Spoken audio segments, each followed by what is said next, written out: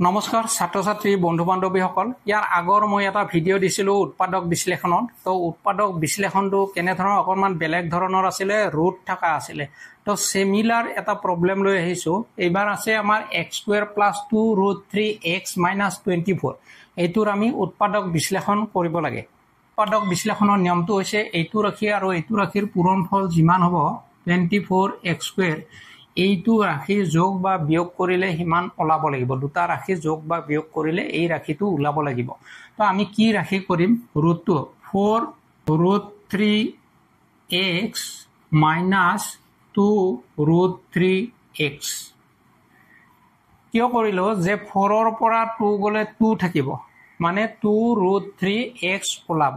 কিয় কৰিলো বা কিয় এনে ধৰণে অংকটো কৰিলো মোক কি লাগে 24x² লাগে মই দেখিছো √3 আছে আমি কি কৈছো যে এই দুটা যোগ বা বিয়োগ কৰিলে এই ৰাশিটো যোগ বা বিয়োগ কৰিলে 2√3x ওলাব লাগিব আৰু ৰাশি দুটা পূৰণ কৰিলে যেহেতু মই ৰাশি দুটা পূৰণ কৰিম তাৰ মানে এই √3 ৰাশি দুটাতে থাকিব √3 * √3 থাকিব পূৰণত দুটা আহিব যেতিয়া দুটা আহিব এই দুটা ৰাশি পূৰণ কৰিলে মোৰ কি ওলাব 3 ওলাব 3 ওলালে মোক কিমান লাগে -24 লাগে তো 3 লগত কি পূৰণ কৰিলে 24 ওলাব 3 লগত মই 8 পূৰণ কৰিলে কি ওলাব 24 ওলাব তো 8 কেতিয়া হ'ব কোন দুটা ৰাশি পূৰণ কৰিলে 8 হ'ব 4 আৰু 2 পূৰণ কৰিলে মোৰ 8 হ'ব সেই কাৰণে মই কি বনাইছো 4 - √2 তো সেই কাৰণে ইয়াত 8 * 2 24 ওলাব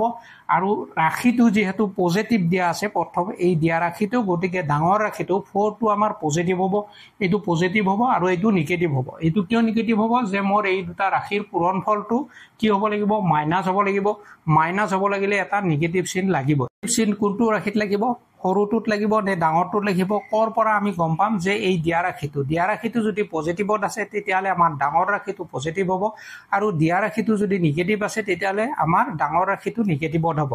তেতিয়া আমাৰ পজিটিভ নিগেটিভ পূৰণ কৰিলে আমাৰ ৰাশিটোৰ এই ৰাশি দুটাৰ পূৰণফলটো আমাৰ কি হ'ব নিগেটিভ হ'ব তো এনে ধৰণে আমি এই ৰুট থকা অংকবিলাকক তৎক্ষণাত কৰিব পাৰো নে ৰুট যিবিলাক দিয়া আছে ৰুট ৰাশি দুটা পূৰণ কৰিলে এটা ৰাশি আহিব ইয়াত 3 এটা আহিলে 3 লগত কি পূৰণ কৰিলে 24 হ'ব 8 হ'ব এতিয়া মই 8 ৰাশিটো কেনেকৈ পাম কৰ পৰা পাম যে সেই ৰাশি দুটাও পূৰণ হ'ব বুলি কৈছো যে যোগ কৰা ৰাশি দুটাও পূৰণ হ'ব বুলি কৈছো গতিকে 4 আৰু 2 পূৰণ কৰিলে মোৰ 8 হ'ব গতিকে 4 ৰ পৰা 2 যদি মাইনাস কৰো 2 ওলাব 2√3x ওলাব অৰ্থাৎ আমি এনে ধৰণে এই ৰাশিটোক লিখিলে অংকটো সমাধান কৰিব পাৰিম অৰ্থাৎ অংকটো আমি এনে ধৰণে কৰিব পাৰিম x² + 4√3x -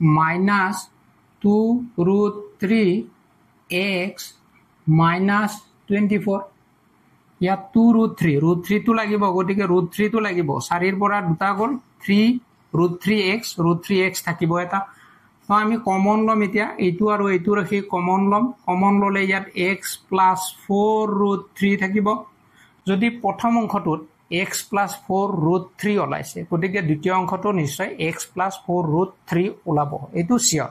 গতিকে আমি কি লিখিম মাইনাস চিনটো কমন দি আমি ইয়াত লিখিম x + 4√3 লিখিলো x টো লিখিলো ইয়াৰে লিখা নাই কোনখিনি 2√3 লিখা নাই 2√3 বহাই দিলো অৰ্থাৎ 2√3 বহালে এই অংশটো মাল্টিপ্লাই কৰিলে এইটো পালো আৰু এইটো আৰু প্লাস মাইনাস কৰিলো 4 * 2 8 3 * 3 পূৰণ কৰিলে এটা 3 আহিব অৰ্থাৎ 8 * 3 24 অৰ্থাৎ 24 চাই ল'ব পাৰে -2√3 * 4√3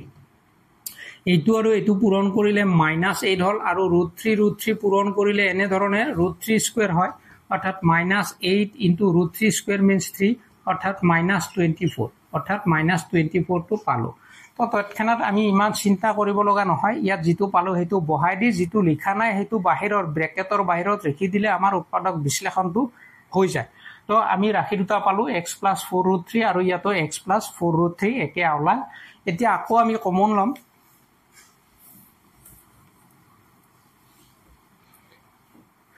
যেহেতু x + 4√3 কমন আছে দুটা ৰাশিতে আছে আমি কমন ললো x + 4√3 কমন ললো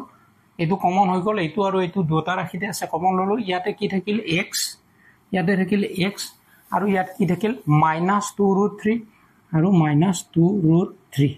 এইটো হল এই সমস্যাটোৰ এই প্ৰবলেমটোৰ অংকটোৰ উৎপাদক এই দুটা হৈছে উৎপাদক